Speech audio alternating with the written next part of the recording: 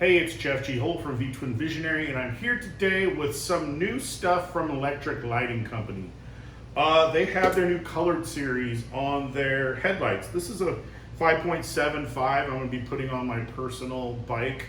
I have red accents all over the bike. It's my Softail. So I thought that this headlight is going to be super cool. So I'm going to bolt that on and ride it to Sturgis, so you'll be seeing that pretty soon. And then this one, the Road Glide headlight, the Sharktooth. I mean, this thing looks mean.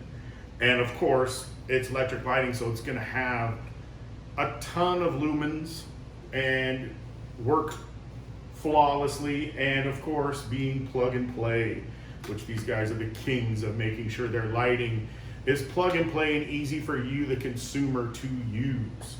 So check out these and all the other fine stuff at letriclighting.com or one of your favorite retailers.